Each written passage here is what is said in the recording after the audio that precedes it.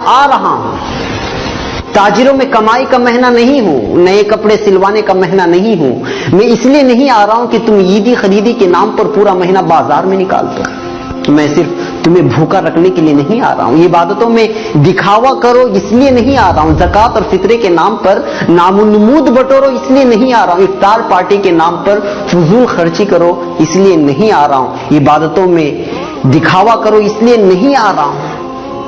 मैं इसलिए नहीं आ रहा हूं कि तुम रोजे रखो और फिर सारा दिन सोए रहो, रोजा रखो और फोन से चिपक कर बैठ जाओ। इसलिए नहीं आ रहा हूं कि इफ्तारी के मौके पर खूब पेट भर कर खाओ और ईशा और तरावी की नमाज कज़ा करके खर्राटे भरो। मैं तो आता हूं अपने रब की रहमतों, बरकतों और मग़फ़िरतों की सौगात लेकर, मगर तुम उसको हासिल करने के बजाय तिजारत के हिसाब किताब में लग जाते हो।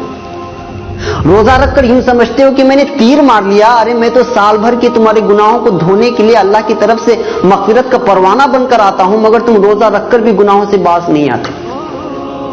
नौजवानों, नाजायज इश्क रमजान से पहले भी नाजायज और अब भी, मगर तुम तो रमजान में कुछ काम ना होने का बहाना बनाकर सारा दिन मोबाइल पर इश्कबाजी करते रह जाते हो।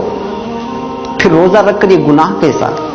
गलत वीडियोस और मौसीकी सुनना हर वक्त हराम, मगर यहां तो रोजे की हालत में या तो सोकर या फिर मोबाइल में गुजारा होता है।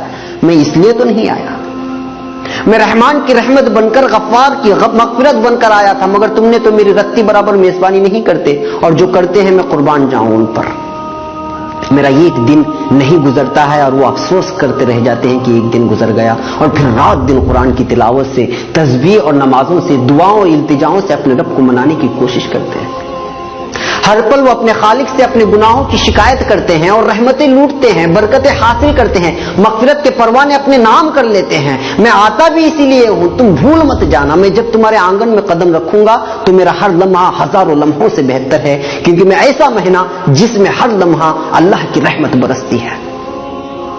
मैं कभी तुमको रोजा बनकर आवाज देता हूं, कभी इफ्तारी की दुआ बनकर, कभी सहरी से थोड़ी देर कबल उठ के अपने रब से इल्तिजा करके उसे मनाने की दरखास्त करता हूं, कभी रहमत के 10 दिन देता हूं तो कभी मग़फ़िरत के और कभी जन्नत और जहन्नम की खलासी के दुआ के लिए 10 दिन तुम्हारे हवाले करता हूं, मगर तुम मानते नहीं। अरे होश में आओ भाई, मैं आ रहा हूं, कहां खो गए हो? 11 माह गुनाहों के दलदल में डूबे रहने के बाद अपने गुनाहों को बख्शवाने के लिए मेरे रब ने तुम तक भेजा, तो तुम रोजे के नाम पर खाली पेट रहकर वही झूठ के अंबार, गीबत के बाजार, बात पर तकरार, ईद खरीद के नाम पर बीवी से अनबन, पड़ोसी से ताल्लुकी। अरे होश में आओ, अगर मैं चला गया तो मौका हाथ से चला जाएगा और लौटने के लिए 11 महीने लग जाएंगे, और जिंदगी का कोई भरोसा भी नहीं कि अगले रमजान तक तुम्हारी सांस चले कि ना चले। पागल न बन, तैयारी कर, मेरी मेजबानी की और मेरी मेहमानी की, दिल से कर, खुलूस से कर, दिखावा मेरे रब को मंजूर नहीं। जो भी कर तन्हाई में उठकर अल्लाह से इल्तिजा करते हुए कर, अभी से मांगना शुरू कर, क्योंकि नेक अमाल का करना भी अल्लाह की तौफीक से होता है। मेरी मेजबानी का मतलब ये नहीं कि घर में खजूर और इफ्तारी और सहरी का राशन जमा कर ले। मेरी मेजबानी का मतलब है नमाज, तरावी, तिलावत कुरान, गुनाहों से इज्तिनाब, झूठ, गीबत, फहाशी, नाजायज इश्कबाजी और बाजारों की जीनत बनने से खुद भी बचना और घर की खवातीन को भी उससे बाज रखना। मेरी मेजबानी ऐसी कर कि तेरा रब तुझसे राजी हो जाए, और जब रब भी राजी हो जाए तो इस दुनिया से क्या मतलब जो एक धोखे का घर है। जी हां, धोखे का घर। और हां, मेरी रातों को यूं ही गफलत में सोकर बर्बाद मत करना।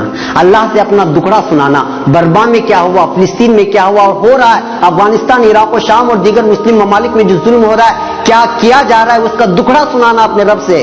बीते सालों में अपनों और गैरों ने हमसे जो बर्ताव किया उसकी शिकायत करना अपने रब से। वो सुनने वाला है, सबके सुनने वाला है, वो जो सबसे रहीम, सबसे करीम और तुमसे सबसे ज्यादा मोहब्बत करने वाला है। तुम्हारा दुखड़ा सुन लिया तो फिर बेड़ा पार है, नहीं सुना तो फिर सवाब कहीं नहीं गया।